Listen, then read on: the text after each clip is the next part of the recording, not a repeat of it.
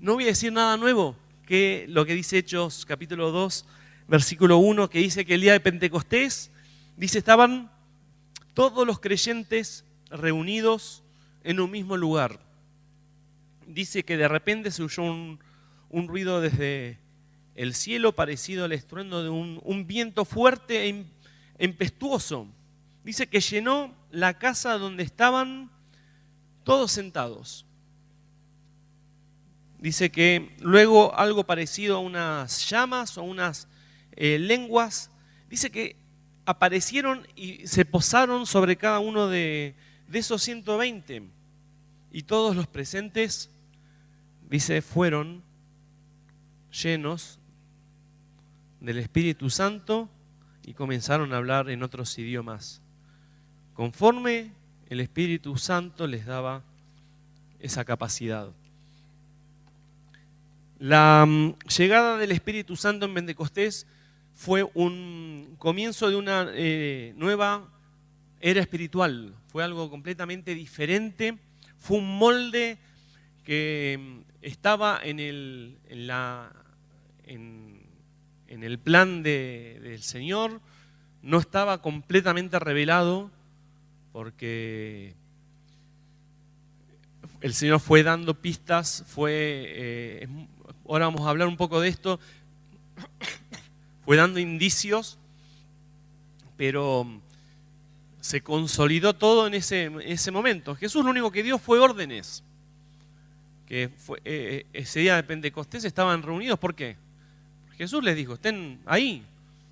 Nosotros suponemos la oración, pero ellos les dijo, esperen a que venga el Espíritu Santo. Así que dice que estaban, no sabemos si estaban hablando en voz alta, estaban hablando con el Señor, estaban haciendo un rezo corporativo. No tenemos muchos indicios. Lo único que ellos tenían era unas palabras de Jesús dadas en algún momento de esa historia, de ese tiempo compartido con Él.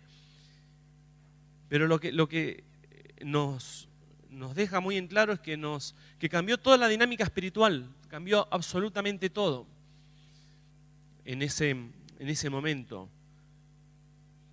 Ya que, hablando muy poquito, porque no es la intención hablar del antiguo pacto, pero siendo judíos los 120, siendo hombres y mujeres que estaban familiarizados con la historia judía, con la cultura judía.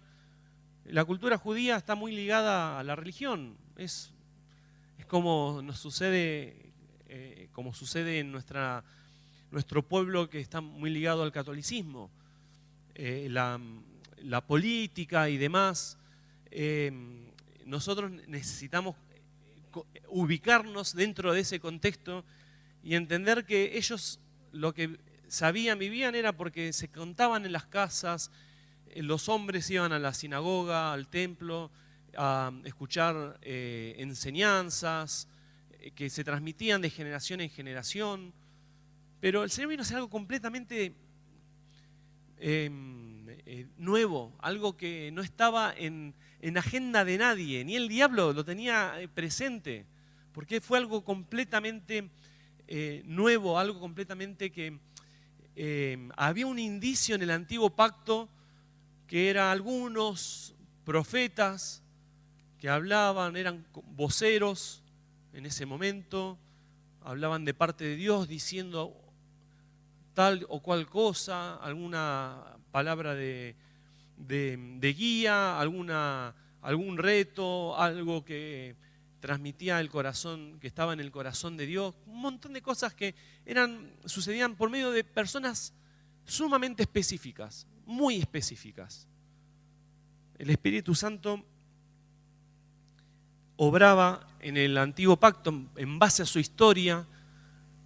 Escuchaban a Elías, escuchaban un Moisés, el libertador, que tenía poder sobrenatural, y eran personas sumamente específicas, sumamente individualistas y en momentos muy especiales.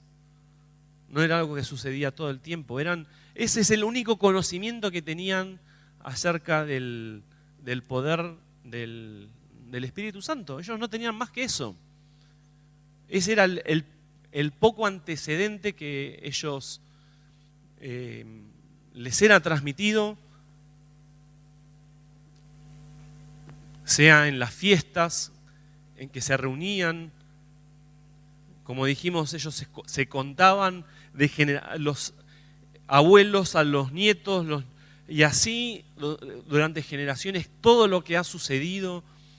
Les fascinaban escuchar cómo Jehová los ha librado de Egipto, la columna de humo, la columna de fuego, y cuántas cosas. Pero fueron oportunidades muy específicas,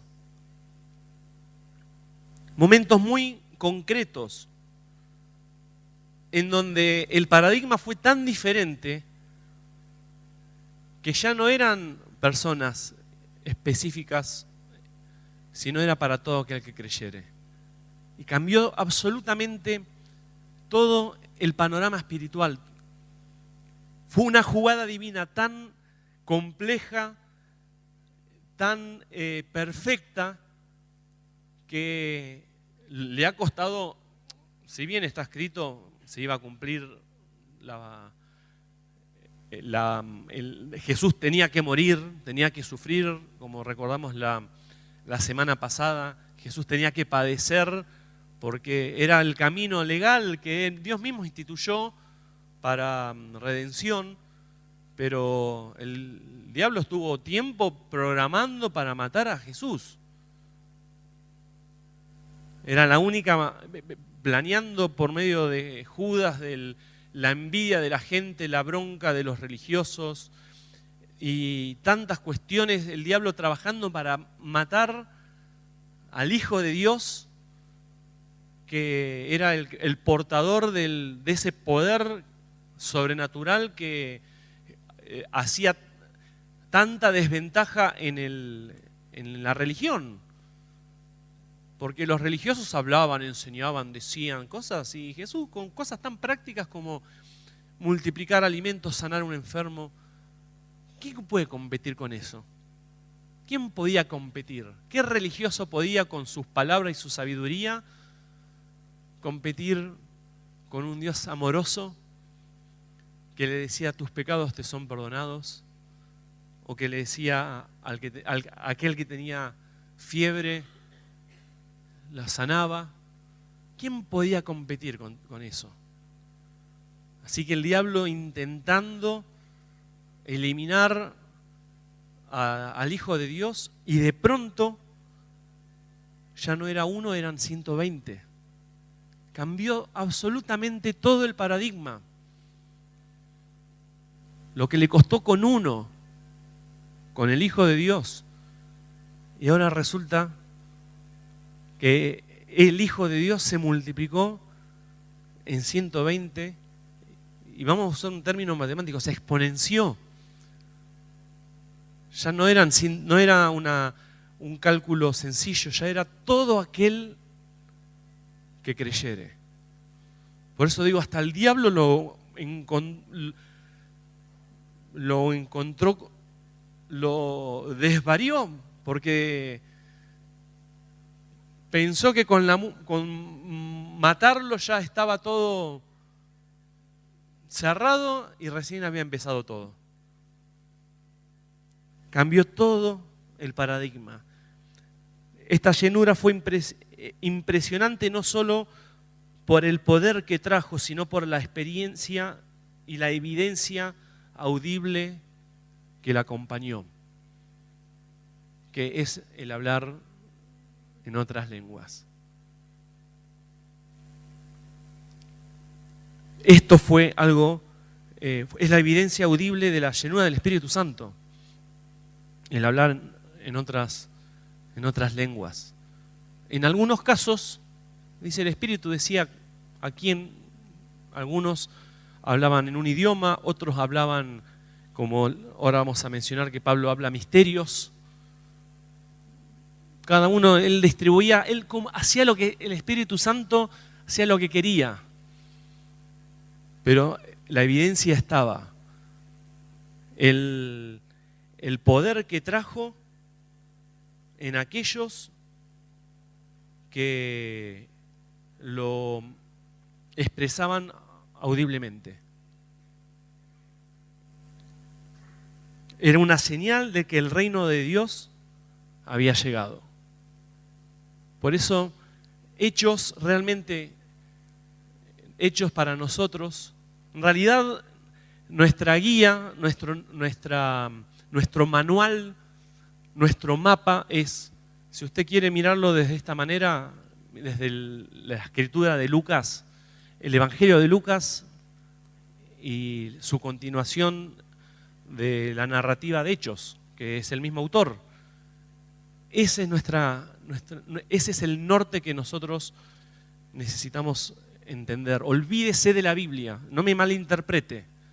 Olvídese, empiece de cero. Empiece de cero. Olvídese todo lo que ha aprendido y empiece de cero. Y así, ¿con quién va a empezar? Con Jesús.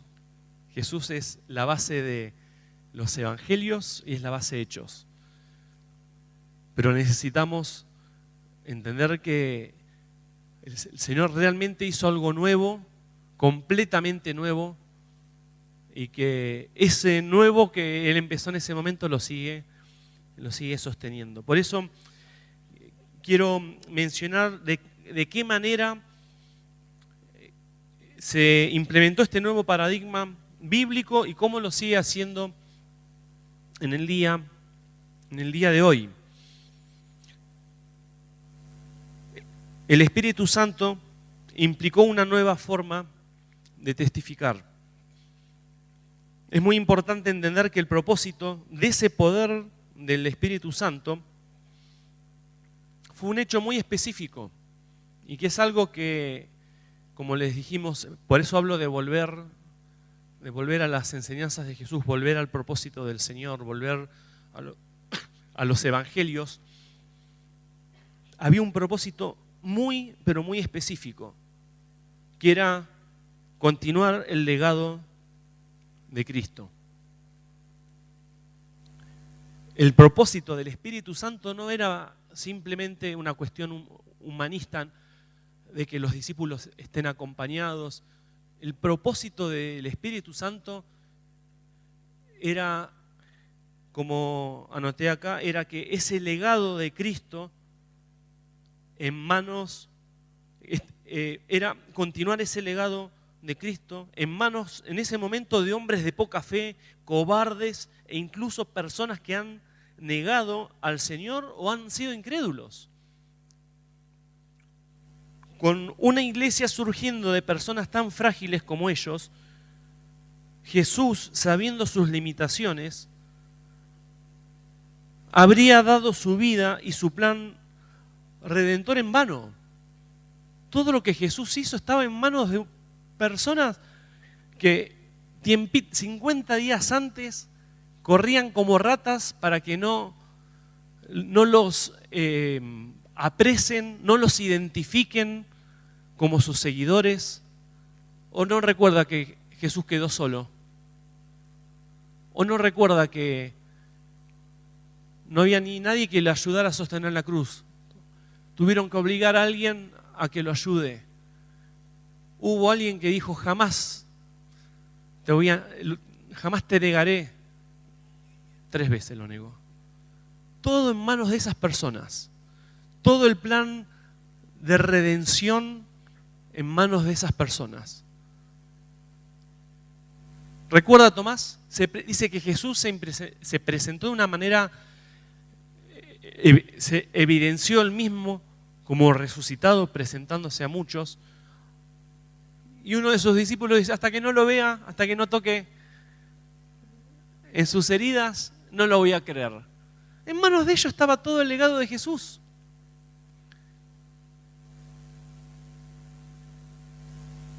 En un Pedro triste, cobarde, esos discípulos que no sabían qué hacer. Ahí es cuando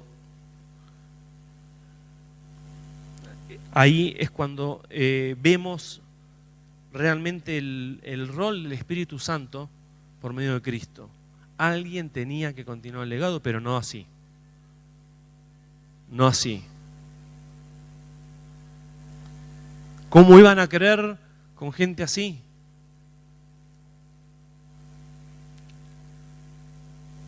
Sin embargo, estaba todo perfectamente calculado. Todo perfectamente calculado. Voy a leer varios versículos, palabras de Jesús. Juan 14, versículos 2 y 3, 16, 18. Jesús les dijo a sus discípulos: en la casa de mi Padre hay muchas viviendas. Si no fuera así, no les habría dicho que yo voy a prepararles un lugar. Y si me voy a prepararles un lugar, volveré para llevármelos conmigo. Así ustedes estarán donde yo esté.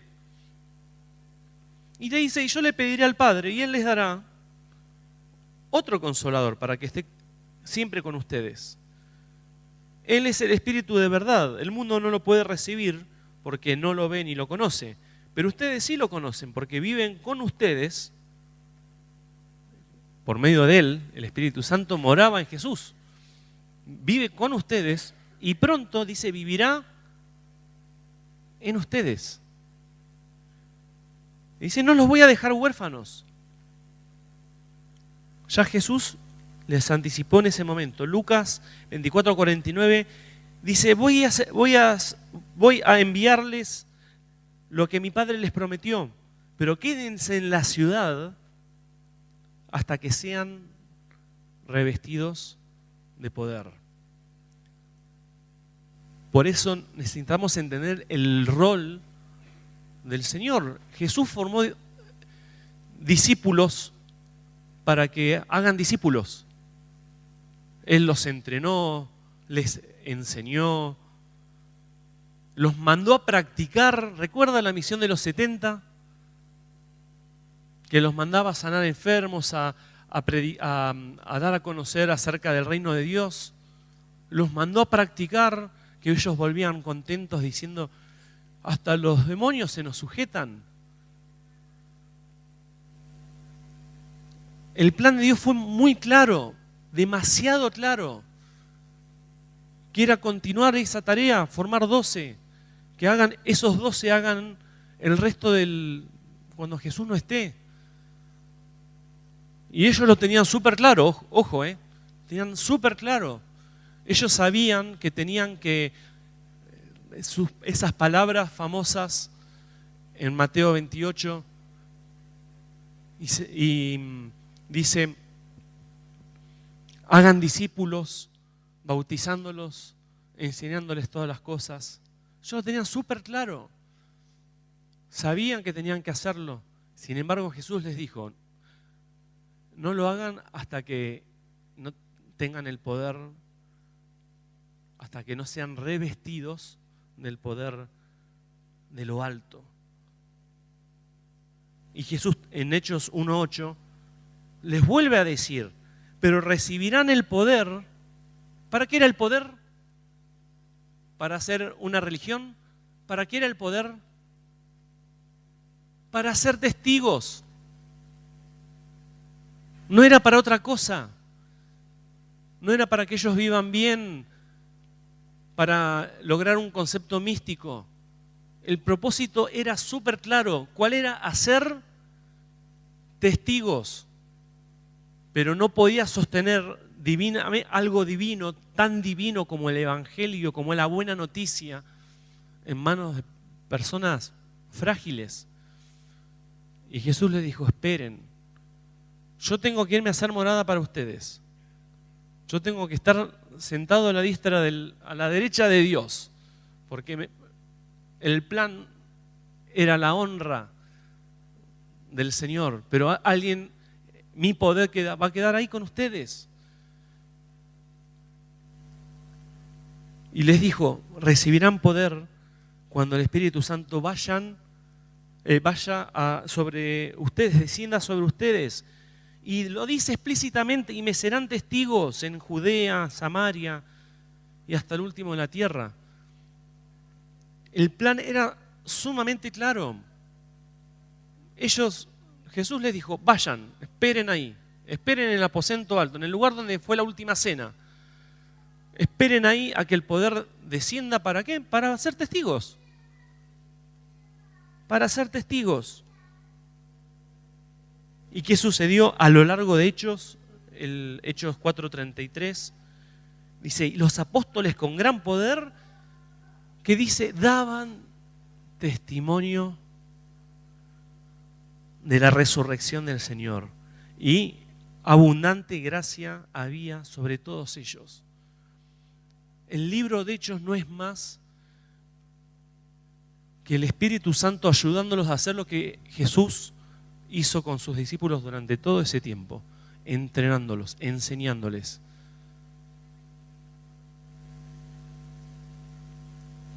Entiende que el poder del Espíritu Santo no era simplemente algo divino que cayó de la nada, como para que en algunos lugares lloren, otros rían, algunos se llenen de plata, otros empiecen a temblequear. Entiende que Dios es racional, que el plan de Dios era ser testigos, pero dotarlos de poder para poder llevar a cabo esa tarea. Y lo único que hizo Jesús es darles ese poder para poder lograr ese objetivo. Para que el legado de Jesús no quede en manos humanas, sino quede en personas que sean habitáculos, sean morada del mismo Espíritu que estaba dentro de él. Gracias a esa estrategia divina, hoy, 2000 años después, seguimos hablando de un Cristo resucitado.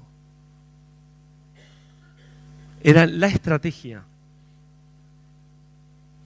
Por eso tenemos muy en claro que anhelamos ese poder espiritual, pero ignoramos que sin testimonio no hay poder. El poder no vino para nosotros, para que estemos bien, no vino para que para que tenga fortaleza, no vino para eso. El Evangelio vino para exaltar a Cristo, la buena noticia de Cristo. El Espíritu Santo viene a testificar acerca de Cristo. Sin testimonio no hay poder. Y a veces decimos: ¿por qué el Espíritu Santo no se mueve? Porque no testificamos. Porque el Espíritu Santo da testimonio acerca de Cristo.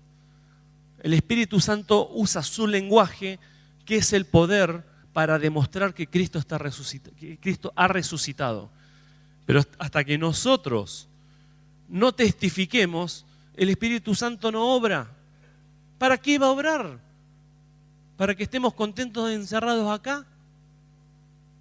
Él dando su vida y nosotros contentos, y en la semana hacemos nuestra vida y hacemos nuestros cultos en nuestras casas, tranquilos, escuchando música, aislados del mundo.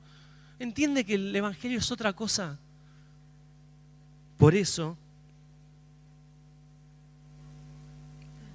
que quede súper claro, y necesitamos entender que el Espíritu Santo no vino a arreglar nuestras deficiencias o a hacernos la vida fácil.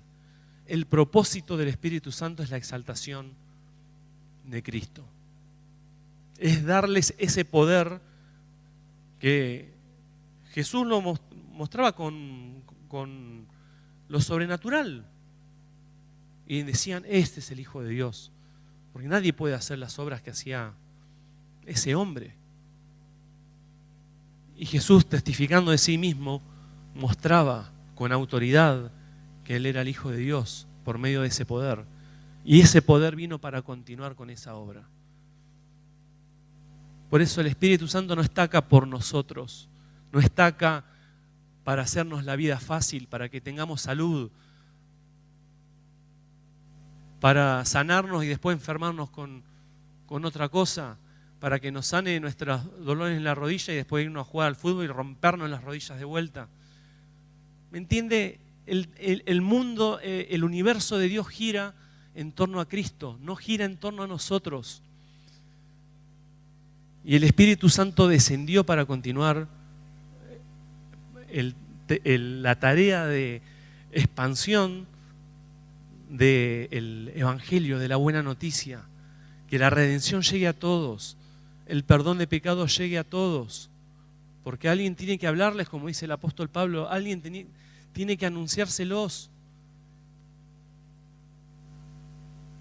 Así que el propósito del Espíritu Santo es exaltar a Cristo. Y miren cómo lo explica el apóstol Pablo en Romanos 1:16. Dice, porque no me avergüenzo del Evangelio. Y dice, porque es poder de Dios. ¿El Evangelio qué es? Es poder de Dios.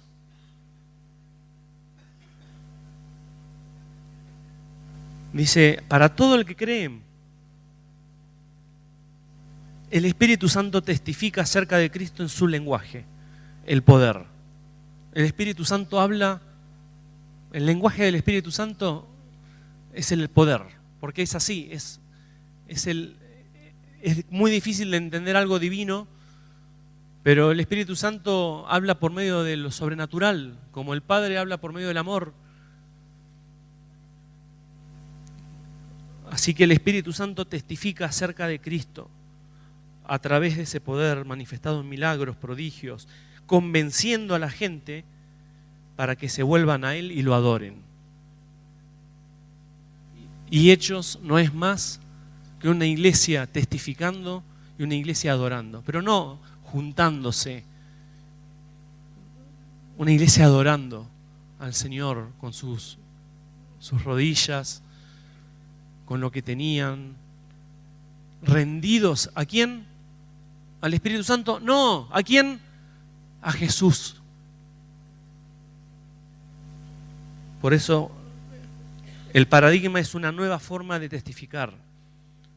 Ahora también es una nueva forma de comunicación espiritual. Nació una nueva forma de comunicación con Dios guiada por medio del Espíritu Santo. No eran palabras racionales, sino expresiones que brotaban del interior de las personas hacia Dios mismo. Una nueva manera de comunicarse. Cuando antes que hacían plegarias, ¿cómo hacemos todos nosotros? Plegarias. Todas las religiones tienen sus plegarias, sus maneras de repetitivas. Si no, escúchese y grábese y va a ver que dice lo mismo hace 20 años.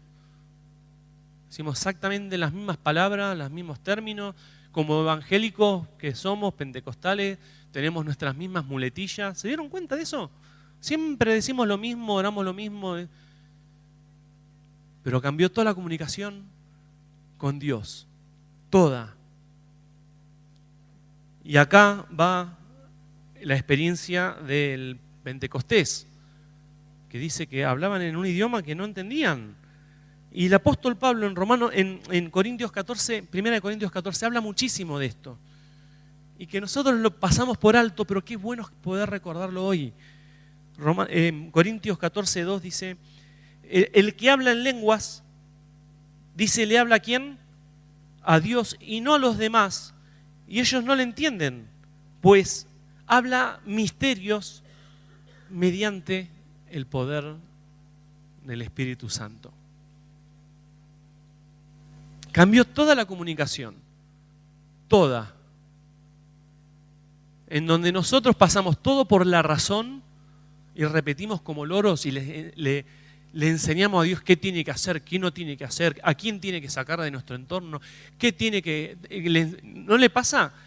Que le damos todas las órdenes a Dios como si el Señor, como si el Creador necesita de nuestros consejos.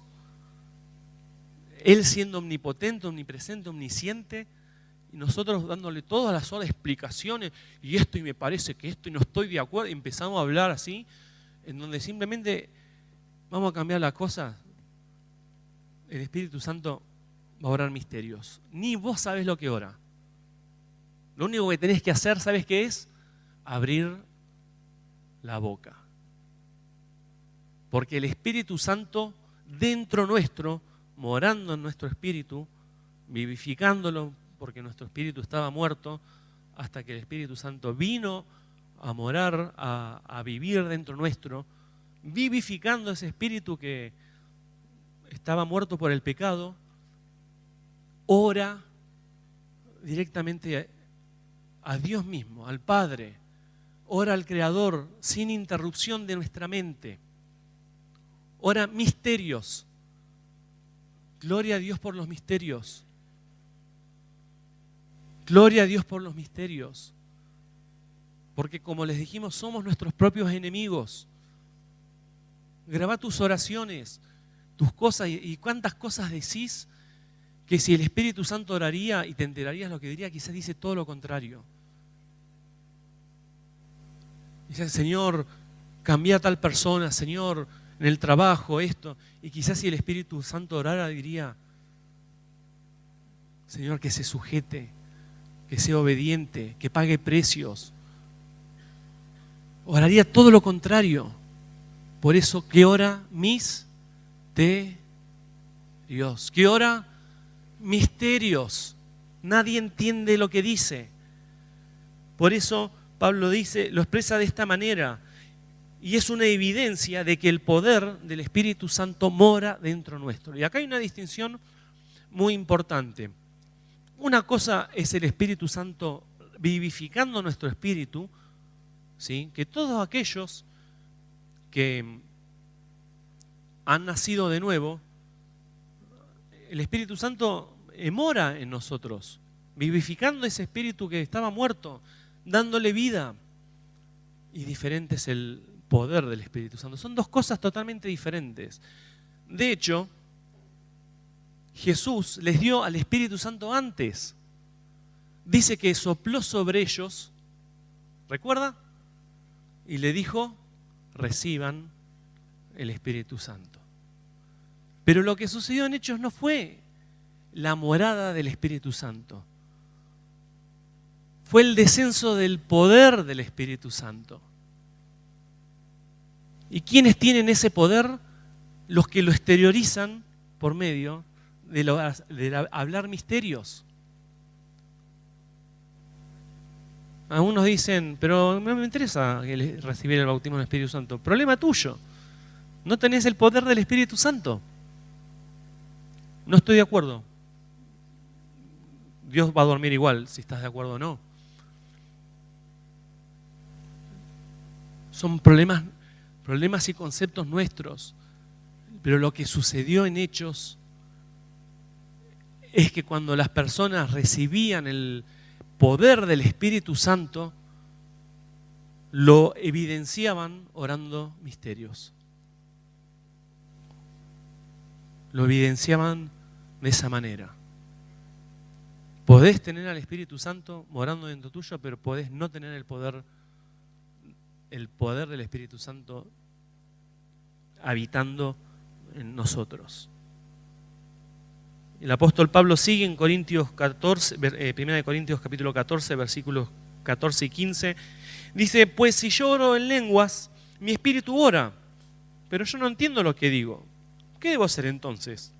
Oraré en el espíritu y también oraré con palabras que entiendo. Cantaré en el espíritu y también cantaré con palabras que entiendo.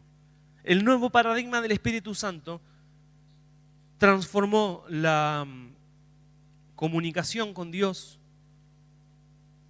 que es lo que quizás nosotros entendemos por oración, que tampoco está encasillado en la formalidad de que me tengo que sentar, cerrar los ojos, sino hablamos de la comunicación en sí, pero no solo eso, sino también la adoración. Transformó la manera de adorar, guiándonos a una expresión más genuina y perfecta. Adorar al Señor por medio de la expresión de misterios. Y no adoramos con esas palabras, decimos, ay Señor, yo te doy. Es el Espíritu Santo adorando a Cristo de una manera que nosotros no lo entendemos. una adoración perfecta. Más allá de la influencia de nuestras emociones. Porque nuestro gran problema son las emociones. ¿Por qué? ¿Cómo les puede pasar hoy? ¿Tiene ganas de adorar? Adora. ¿No tiene ganas de adorar? No adora. ¿Dios tiene la culpa de nuestras negligencias? No. ¿Por qué no lo adorás? Porque estamos completamente atados a nuestras emociones, a cómo me siento, que estoy enojado, estoy de buen humor, estoy de mal humor, estoy resfriado, no estoy resfriado. Él merece la adoración igual. Y aún el apóstol Pablo, hablando en este contexto, yo estoy yendo a un extremo, pero también al otro. Aquellos que se desbandan orando desaforadamente, como diciendo, muchachos, el Espíritu adora, tranquilo, no metan las emociones, lo hace solo. No entendés, pero adora. No hay que empezar a moverse, a temblequear, a girar, a gritar de una manera No, el Espíritu Santo no necesita nuestras emociones, solo necesita nuestra boca.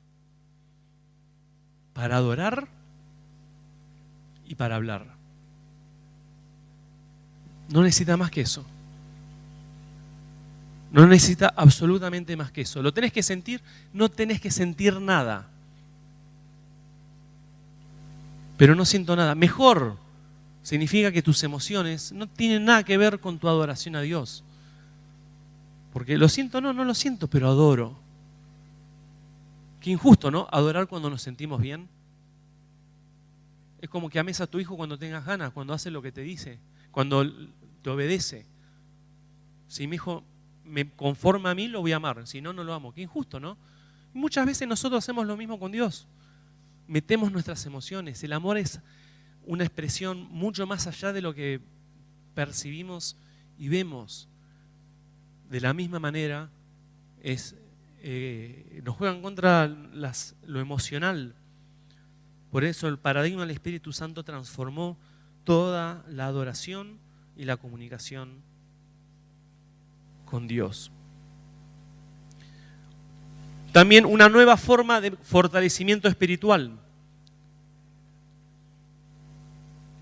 Y acá sí hacemos una muy buena distinción, pero muy buena distinción de lo que nosotros conocemos como parte de la religión, de aquello que forma parte de lo que hemos estado acostumbrado y escuchando durante mucho tiempo, que siempre escuchamos y nos gustan las palabras positivas y de buena onda y de que te va a ir todo bien y que buscamos que oren por nosotros y buscamos tantas cosas como si Dios se limitara a nosotros mismos. Pero, y no digo que esté mal, no digo que lo necesitemos. Lo que necesitamos es ubicarnos dentro de ese universo de Dios para entender qué es lo que, cómo funciona nuestra vida espiritual, cómo funciona esa vida que tenemos por medio del Espíritu Santo morando en nosotros y esa morada del poder en aquellos que lo evidencian mediante el hablar en lenguas. Y acá el concepto es la fe. La fe es un concepto puramente del tiempo del creyente, no del judío. La fe es un concepto que nace en el Nuevo Testamento, nace en el Nuevo Pacto. Nace como forma de acercarnos a Dios, como forma de apropiarnos de la nueva vida en Cristo, de apropiarnos de la redención. ¿Lo veo? No. ¿Usted vio a Cristo morir? No, pero lo creemos. Creo que Él lo hizo. Eso es fe. Y todo lo espiritual gira en torno a la fe, porque nada de lo espiritual pasa por nuestros ojos ni por nuestros sentidos. De hecho, Hebreos 11:6 dice, sin fe es imposible agradar a Dios. Sin fe es imposible agradar a Dios. Porque yo no lo veo a Dios, pero está. ¿Cómo voy a creer en alguien que interiormente no sé que está? Sin fe es imposible agradar a Dios. Y es precisamente esa debilidad de fe lo que se convierte en nuestro principal problema. El problema en nuestras vidas es la falta de fe. No es tu jefe, es la falta de fe. Y hay un caso que le ha sucedido a Jesús en Marcos capítulo 9, versículo 21. Dice, el padre de un muchacho endemoniado clamó a Jesús, ten misericordia de nosotros y ayúdanos si puedes. ¿Recuerdan? ¿Cómo que si puedo? Preguntó Jesús. Todo es posible si uno cree. Y al instante el padre clamó y dijo lo que todos deberíamos decir. Creo, pero ayuda a superar mi incredulidad. Porque Dios está. Si no vemos las cosas porque realmente nos supera nuestra incredulidad o nuestra fe, está debilitada. Dios no te tiene que demostrar que Dios está. El problema somos nosotros. Y este hombre tan sabiamente le dijo, ayuda a mi incredulidad. ¿Cuál es la respuesta de Dios al problema de la incredulidad? Es el Espíritu Santo quien aviva nuestra fe, haciendo que su poder se vuelva realidad en nosotros. ¿Cómo lo solucionó el Señor este problema que tenemos todos? Lo dice 1 Corintios capítulo 14, versículo 4. La persona que habla en lenguas se fortalece a sí misma. ¿Necesitas fe? ¿Qué tenés que hacer?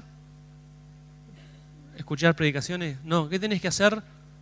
Orar en lenguas. La persona que habla en lenguas se fortalece a sí misma. El poder del Espíritu Santo se hace real cuando le damos lugar orando en el Espíritu. Tu problema de fe es que no le das lugar al Espíritu Santo. No es que tenés un problema grande. El problema, si Él pudo crear todas las cosas, nuestro gran problema es que realmente no alimentamos ese músculo espiritual que es la fe. Y nos dejó el recurso de los misterios, de orar misterios para fortalecernos. Y dice Pablo, explicando del mismo tema en Romanos 8:26, dice, el Espíritu Santo nos ayuda a nuestra debilidad, porque no sabemos cómo debemos orar. Pero ¿qué dice? El Espíritu Santo mismo intercede, y lo dice de otra manera. En Corintios habla de misterios. Y acá ¿qué dice? Gemidos que no pueden expresarse con palabras. Así que, ¿qué quiso decir? El poder del Espíritu Santo intercede por nosotros con una oración mucho más perfecta que cualquier otra oración que podamos levantar desde nuestro conocimiento. ¿Tenés problema de fe? Ora en lenguas. ¿No tenés el don de hablar en lengua? Busca recibirlo. No hay otra manera de tener esto. Funciona así. Lo espiritual funciona así. Y les digo algo, nadie en su sano juicio le pide al cargador que cargue su teléfono. Nadie. Usted le habla al cargador y le dice, dale, cargalo, por favor. ¿Usted le habla al cargador? No, ¿qué hace? Lo enchufa para que la energía lo llene. De la misma manera, no pidas fortaleza. ¿Puedes decirlo conmigo? No pidas fortaleza. ¿Sí? Porque pedir, Señor, fortaléceme, es como decirle al cargador, Cargame, por favor, cargalo, te lo ruego. Y te arrodillás al cargador, cargalo porque no llego, me voy a trabajar y no llego. Más bien, enchufate a la fuente. Orá en lenguas. No le hables al cargador. No digas, Señor, fortaléceme en la debilidad. Orá en lenguas. Porque esa es la manera en que te fortalece. Esa es la manera que en la debilidad, en el momento difícil, vas a salir adelante. Porque así se fortalece la fe. Así la fe incrementa. Así la fe empieza a hervirse dentro nuestro. Y no es por el simple deseo de tenerlo. Decirle, Señor, vos sabés, por eso digo, somos tan predecibles y por otro lado negligentes. Le decimos al Señor, Señor, no me diga que no habrá así porque es mentira. Señor, vos sabés cómo me siento, vos sabés cómo está mi hermano. Señor, fortalécelo en el momento difícil de la prueba. ¿Cuántos han orado así? Y no hacemos más que clamarle al cargador que lo llene.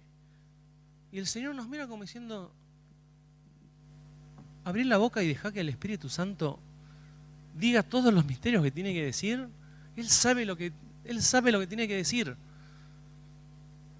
Y cuando dedicás tiempo a orar en lenguas, y no estamos hablando de orar 5 minutos, dedicar tiempo a orar en lenguas, va a tener una fortaleza que se va a llevar por delante cualquier cosa. Pero porque nunca entendimos cómo funciona la fe. Por eso deje de expresar, fortaléceme, ora en lenguas. Ora en lenguas. Dedique tiempo. No entiende nada, no tenés que entender. Justamente, gloria a Dios que no entiendo nada, porque cuando oro yo la embarro. Ora en lenguas. Y por último, el paradigma del Espíritu Santo da una nueva forma de crecimiento. Otra cosa que no va a encontrar en el antiguo pacto, que es el crecimiento. ¿Por qué? Porque la religión va por otro canal. Los judíos escuchaban hermosas historias, salmos, cosas que los inspiraba a creer en su cultura, porque la cultura judía es cultura judía. ¿Y su cultura está ligada a la religión? Sí, está ligado al Tanaj, al Antiguo Testamento. No está nada asociado al crecimiento. Sin embargo, Jesús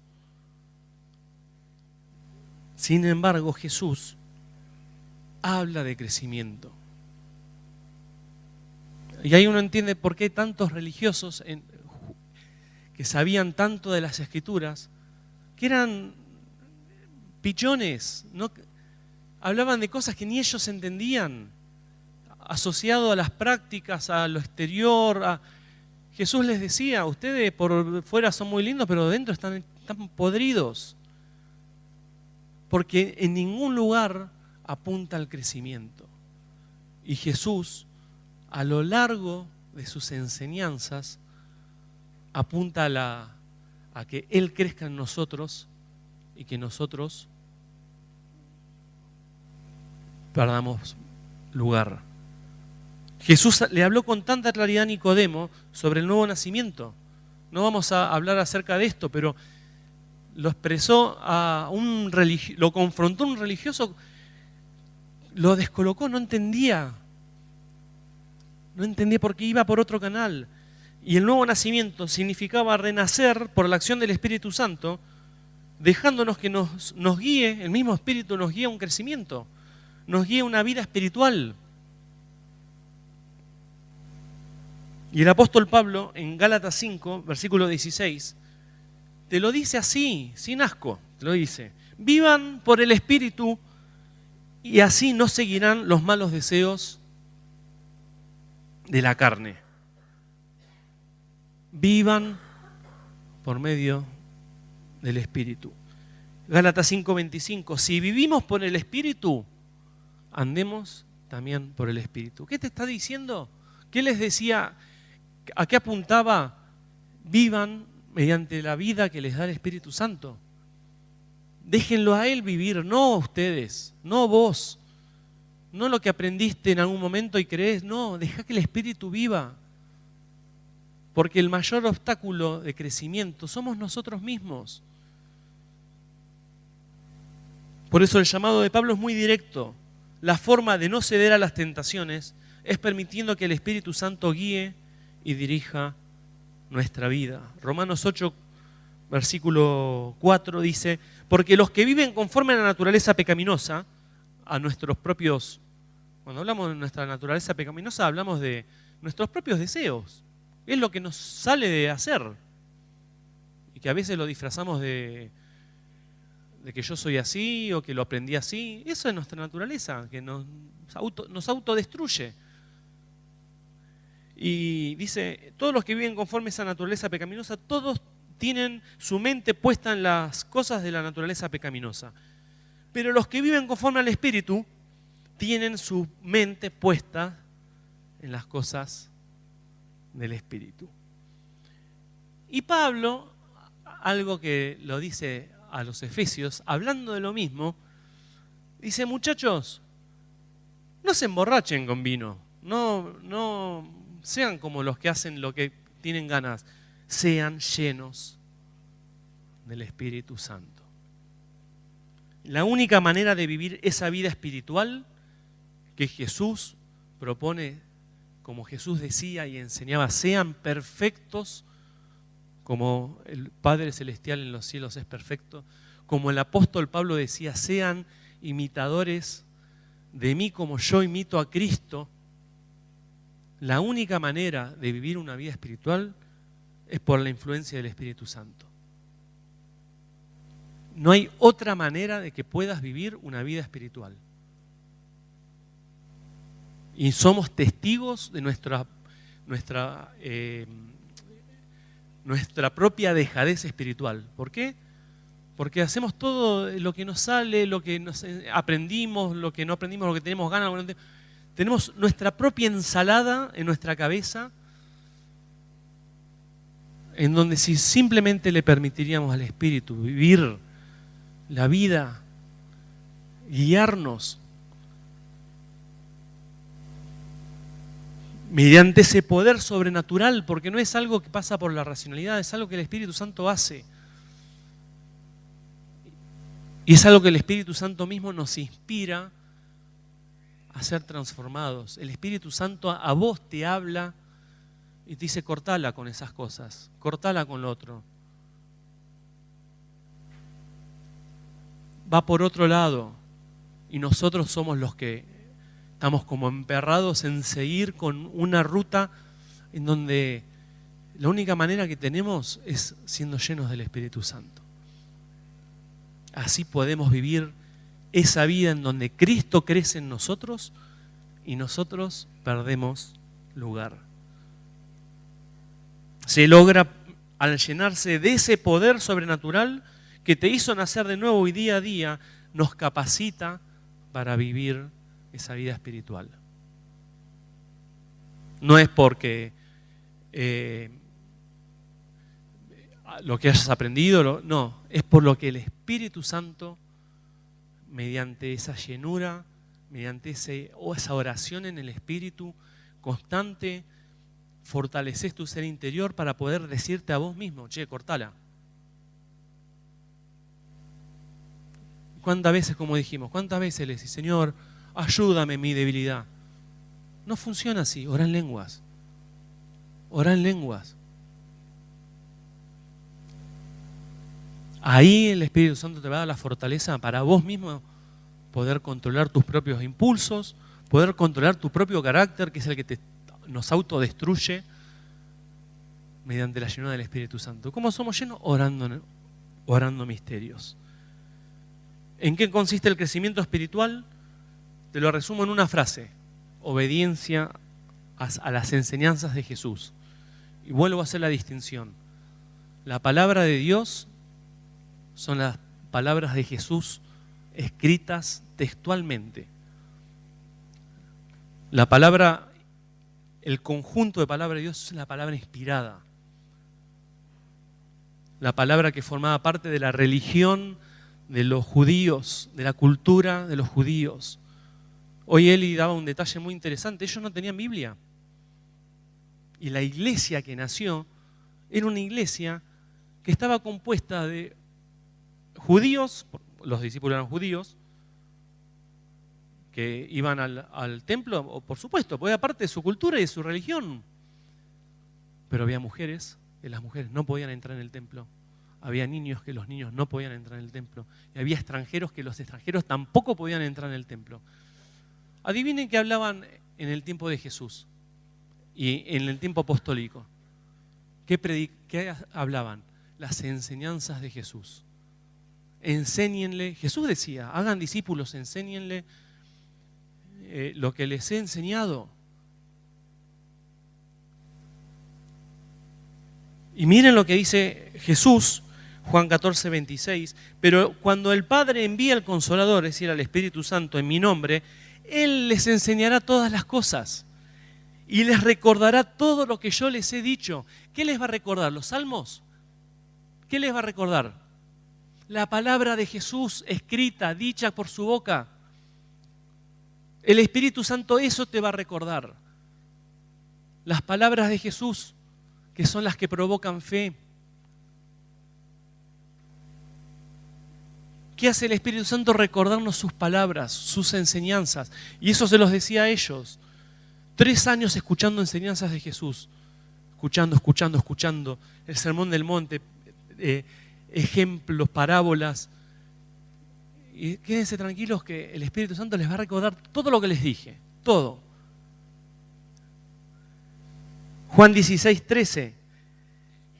Cuando venga el Espíritu de verdad, dice, Él los guiará a la verdad. No hablará por su propia cuenta. Como a veces usamos, el Espíritu Santo me dijo, el Espíritu Santo no habla por su cuenta.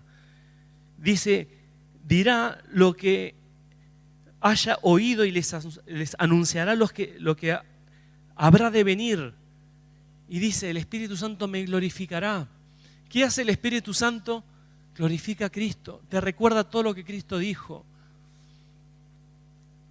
Te recuerda y te da las herramientas espirituales para que tu fe se fortalezca y puedas hacer crecer a Cristo dentro tuyo. Esto es lo que enseña. Lo glorificará porque tomará de lo mío y dice, y se lo dará a conocer a ustedes. Vuélvase, hermano, amigo, tómelo de todo corazón, vuélvase a las escrituras, vuélvase a los evangelios. En la iglesia primitiva enseñaban las palabras de Jesús. Dice Juan, 1 Juan, lo que hemos visto y oído, ¿qué dice? Eso les anunciamos. Eso es lo que se escuchaba en la iglesia. Las enseñanzas de Jesús, los milagros de Jesús. No enseñaban historias judías del antiguo pacto, enseñaban un Cristo resucitado.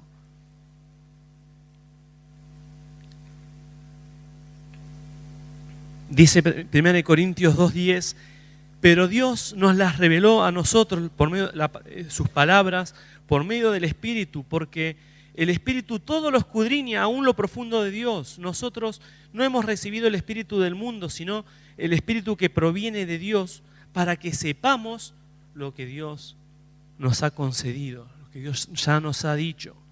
Por eso el Espíritu Santo te inspira a vivir sus enseñanzas, recordándotelas y desafiándote y dándote el poder para aplicarlas. ¿Entiende por qué los hinchamos para que vengan a estudiar las enseñanzas de Jesús? Venga temprano a estudiar. No es cuestión de que escuche este mensaje, usted necesita escuchar las palabras de Cristo. Necesita tener esas enseñanzas para crecer de una vez, dar fruto. Y concluyo con esta frase. ¿Tu vida se siente derrotada, llena de luchas y monótona? Es porque quizás aún no comprendiste el nuevo paradigma del Espíritu Santo. Este es un llamado a vivir una vida llena de poder del Espíritu, dándole lugar en tu día a día al orar y al adorar al orar y adorar en el Espíritu. Cambió todo. Y si vivimos en una constante derrota, levante la mano un culpable. Somos nosotros. Nosotros somos nuestros propios enemigos. Volvámonos al Señor. El Espíritu Santo fue dado. Si hace mucho no oran lenguas, ahí entiende por qué su estado espiritual. Cambió todo, hermano. Todo cambió. Hasta el diablo fue descolocado. Cambió todo. Volvámonos a este poder que se inició en la iglesia primitiva, en la primera iglesia que nació en Hechos y que fue la era de oro de la era apostólica de oro. Como dice un himno, Dios manda